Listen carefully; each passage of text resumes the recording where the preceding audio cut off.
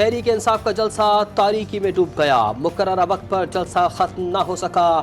انتظامیہ نے جلسہ گاہ کی لائٹیں، ڈی جے نے ساؤنڈ سسٹم بند کر دیا۔ تاریکی میں بھی پی ٹی آئی رہنماؤں کے خطاب کا سلسلہ جاری رہا۔ وزیر اعلیٰ خیبر پختونخوا علی امین گنڈا پور مقررہ وقت تک پہنچ نہ سکے۔ دیگر مرکزی قائدین کی بھی جلسہ گاہ میں تاخیر سے آمد۔ جلسہ گاہ آنے والے تمام راستے بند کر دیے گئے۔ پولیس اہلکاروں نے اسٹیج خالی کروا لیا۔ انتظامیہ نے تحریک انصاف کو 3 سے 6 بجے تک کا ٹائم دیا تھا۔ راستے میں رکاوٹیں لگانے پر وزیر اعلیٰ کے پی آپے سے باہر۔ علی امین گنڈا پور نے کلاشن کوف سے ٹرک کے شیشے توڑ دیے۔ وزیر اعلیٰ خیبر پختونخوا کو لاہور آتے ہوئے کالا شاکا کو پر روکا گیا تھا۔ علی امین گنڈا پور کے شیشے توڑنے کی ویڈیو وائرل ہو گئی۔ علی امین گنڈا پور سمیت کوئی بھی مرکزی قائد جلسے سے خطاب نہ کر سکا۔ کسی ادارے کو ادارے سے اور عوام کو عوام سے نہیں لڑانا۔ آزاد عدلیہ پر قدغن کسی صورت قبول نہیں کریں گے۔ ہم آزاد عدلیہ کے لیے کوششیں جاری رکھیں گے۔ چیئرمین تحریک انصاف بیرسٹر گوہر علی خان کا جلسے سے خطاب، کہا کہ ہمیں جلسے کے لیے این او سی نہیں دیا جاتا، لیکن امریکہ کا ویزا این او سی سے جلدی مل جاتا ہے۔ تیاری کے ساتھ اتنے ٹائم کے بعد پورا زور لگا کے پورے پاکستان سے چند لوگ اکٹھے کر سکے۔ اسلام آباد کے جلسے میں ناکام رہے، یہاں پر بھی یہ خاطر خواہ لوگ نہیں اکٹھے کر سکے۔ جو این آر او لینے کی کوشش کی جا رہی ہے، اس طرح تو این آر او نہیں ملے گا آپ کو۔ اور جتنے انہوں نے بڑکیں ماری تھی اس جلسے کے حوالے سے، جتنے بڑے بڑے بلند و باند دعوے کیے تھے، وہ آن گراؤنڈ اگر آپ دیکھیں تو وہ سارے دعوے دھرے کے دھرے رہ گئے۔ حکومت نے جلسے کو ناکام ترین جلسہ قرار دے دیا۔ وفاقی وزیر اطلاعات عطا اللہ تارڑ کہتے ہیں، آج ہمیں پی ٹی آئی کے جلسے کا بڑا انتظار تھا۔ جلسے سے متعلق بڑی بڑی باتیں کی گئیں۔ پی ٹی آئی جلسے میں کوئی رکاوٹ کھڑی نہیں کی گئی۔ تحریک انصاف پورا زور لگا کر ملک سے چند لوگ اکٹھے کر سکی۔ جلسے کا مقصد بانی پی ٹی آئی کے لیے این آر او ہے۔ لاہور جلسے کے لیے خبردار ہوشیار کے نعرے لگائے گئے۔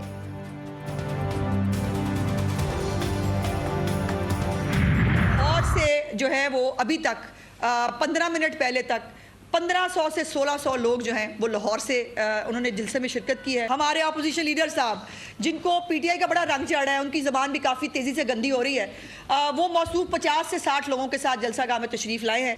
ٹوٹل 3000 بندہ پورے پنجاب سے اس جلسے کے اندر موجود ہے۔ لاہور کے عوام کا ہاتھ جوڑ کر شکریہ ادا کرنا چاہتی ہوں کہ انہوں نے فتنہ فساد انتشار کو ریجیکٹ کیا۔ پنجاب والوں نے فتنہ فساد پارٹی کو مسترد کر دیا، عوام نے پنجاب حکومت کو سپورٹ کیا۔ وزیر اطلاعات پنجاب اسما بخاری کہتی ہیں کہ لاہور سے صرف 1600 لوگ جلسے میں آئے۔ مریم نواز کی ہدایت کے مطابق لاہور میں کسی سڑک یا چوک کو بند نہیں کیا گیا۔ تحریک انصاف کا جلسہ ناکام ہو چکا ہے۔ آئینی بحران پیدا کرنے کی کوشش کی گئی، جس کا جو اختیار ہے وہ اپنی حدود کے اندر کام کرے تو اچھا ہے۔ جمعیت علماء اسلام کے سربراہ مولانا فضل الرحمان کہتے ہیں، آئینی ترمیم کے بارے میں ان سے پوچھا جائے جو ایسی ترمیم لائے ہیں۔ ایک نیا مسئلہ سامنے آ گیا ہے، جمہوری عمل میں گرفتاریوں کے خلاف ہوں۔ نواز شریف سے جو باتیں ہونی تھیں ہو گئی۔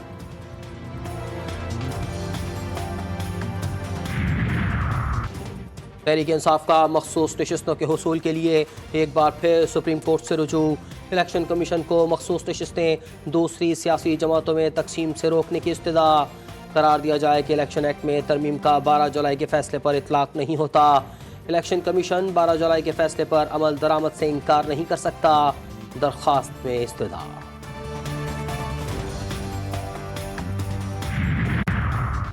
مخصوص نشستوں سے متعلق اکثریتی ججز کی وضاحت۔ چیف جسٹس آف پاکستان نے رجسٹرار سے 9 سوالوں پر جواب مانگ لیا۔ ذرائع کے مطابق جسٹس قاضی فائزیسا نے سوال کیا، الیکشن کمیشن اور پی ٹی آئی نے وضاحت کی درخواست کب دائر کی؟ درخواستیں پریکٹس پروسیجر کمیٹی میں کیوں نہیں بھیجی گئیں؟ متفرق درخواستیں کاز لسٹ کے بغیر کیسے سماعت فکس ہوئی؟ کیا رجسٹرار آفس نے متعلقہ فریقین اور اٹارنی جنرل کو نوٹس جاری کیا؟ چیف جسٹس نے مزید سوال میں پوچھا، کس کمرے عدالت یا چیمبر میں درخواستوں کو سنا گیا؟ درخواستوں پر فیصلہ سنانے کے لیے کاز لسٹ کیوں جاری نہیں کی؟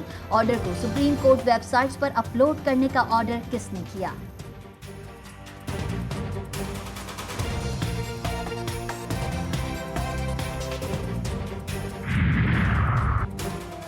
جسٹس منصور علی شاہ کی بطور چیف جسٹس پاکستان تقرری کا نوٹیفیکیشن جاری کرنے کے لیے درخواست دائر۔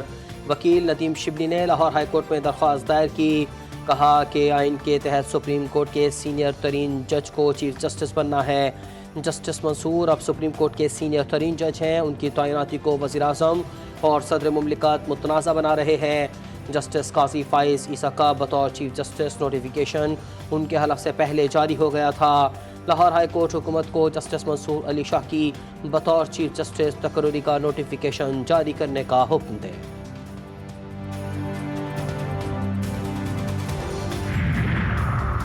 Practice and procedure ordinance Lahore high court میں چیلنج، صدارتی آرڈیننس بدنیتی پر مبنی ہے۔ پریکٹس اینڈ پروسیجر ایکٹ سے متعلق سپریم کورٹ کا فیصلہ موجود ہے۔ آرڈیننس کے ذریعے سپریم کورٹ کے اختیارات کو کم یا زیادہ نہیں کیا جا سکتا۔ عدالت صدارتی آرڈیننس کو کالعدم قرار دے۔ درخواست میں استدعا وفاقی حکومت سمیت دیگر کو فریق بنایا گیا۔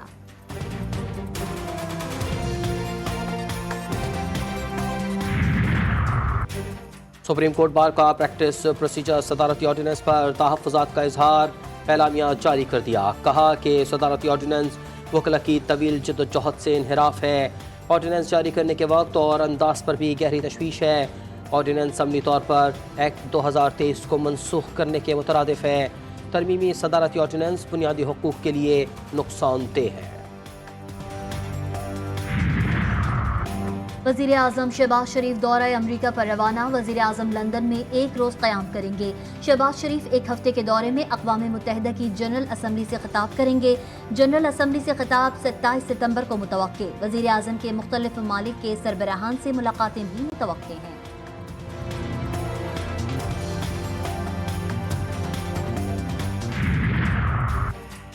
افغان طالبان کی پالیسیوں سے اختلاف، لیکن ان کے ساتھ رابطے ناگزیر۔ پاکستان افغان طالبان کو تنہا کرنے کی پالیسی کا کسی صورت حامی نہیں ہوگا۔ اقوام متحدہ میں پاکستان کے مستقل مندوب منیر اکرم کہتے ہیں کہ UN اجلاس میں وزیر اعظم کی بائیڈن سے باضابطہ نہیں، غیر رسمی ملاقات ہوگی۔ شہباز شریف افغانستان کے استحکام کے لیے طالبان سے روابط رکھنے پر زور دیں گے۔ ہمارے تعلقات افغان عوام کے ساتھ ہیں جو لامحدود ہیں۔ عالمی یوم امن پر صدر مملکت، وزیر اعظم اور وزیر اعلیٰ پنجاب کے پیغامات۔ صدر آصف علی زرداری نے کہا، تنازعات عالمی امن کو خطرے میں ڈال رہے ہیں۔ جنگیں اور تنازعات لوگوں کی مشکلات اور مسائل میں اضافہ کرتے ہیں۔ وزیر اعظم شہباز شریف کا کہنا تھا کہ امن کے لیے فلسطینیوں کی امنگوں کے مطابق تنازع پر امن حل وقت کی اہم ضرورت ہے۔ مریم نواز نے اپنے پیغام میں کہا، اختلاف رائے کی آڑ میں امن کو سبوتاژ کرنا قابل مذمت ہے۔ کشمیر اور فلسطین سمیت دنیا بھر میں امن ہم سب کا خواب ہے۔ دہشت گردی دفعات کے تحت تھانہ I9 میں مقدمہ درج۔ اسلام آباد کی انسداد دہشت گردی عدالت نے وزیر اعلیٰ KP علی امین گنڈاپور کے ناقابل ضمانت وارنٹ گرفتاری جاری کر دیے۔ واسق قیوم، راجہ راشد، عامر محمود کیانی کے بھی وارنٹ گرفتاری جاری۔ عدالت نے عمر تنویر بٹ کو مسلسل غیر حاضری پر اشتہاری قرار دے دیا۔ پشاور ہائی کورٹ نے علی امین گنڈاپور کو 5 اکتوبر تک کسی بھی مقدمے میں گرفتاری سے روک دیا۔ بشرا بی بی کی خفیہ مقدمات میں گرفتاری رکوانے اور مقدمات کی تفصیلات کے لیے لاہور ہائی کورٹ میں درخواست۔ وفاقی حکومت، IG پنجاب سمیت پروسیکیوٹر جنرل پنجاب فریق ہیں۔ درخواست میں موقف اپنایا گیا ہے کہ وہ سابق خاتون اول ہیں، انہیں مسلسل سیاسی انتقام کا نشانہ بنایا جا رہا ہے۔ خدشہ ہے پولیس کسی خفیہ مقدمے میں گرفتار کر سکتی ہے۔ لاہور ہائی کورٹ تمام خفیہ مقدمات میں گرفتاری روکنے کا حکم جاری کرے۔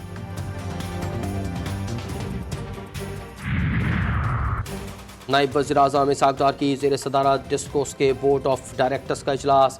ڈسکوس کی طرف سے انتہائی ضروری انسانی وسائل پر توجہ مرکوز کی گئی۔ اعلامیے کے مطابق اجلاس میں ہدایت کی گئی کہ بورڈ آف ڈائریکٹرز کے چیئرپرسنز انسانی وسائل کی ضروریات کی سطح کو فعال کرے ہیں، زیادہ سے زیادہ افادیت کے لیے آؤٹ سورسنگ کے اصولوں، لائن لاسز میں کمی پر فوکس کریں، بجلی کی چوری کے خاتمے اور کسٹمر کیئر کی روشنی میں دوبارہ جانچیں۔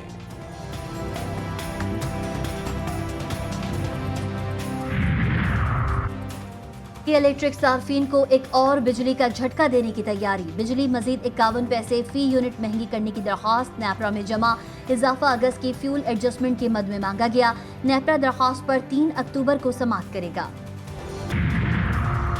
مسافروں کے لیے اچھی خبر، پاکستان ریلوے نے AC کلاس اور مسافر گاڑیوں کے کرایوں میں 10% تک کمی کر دی۔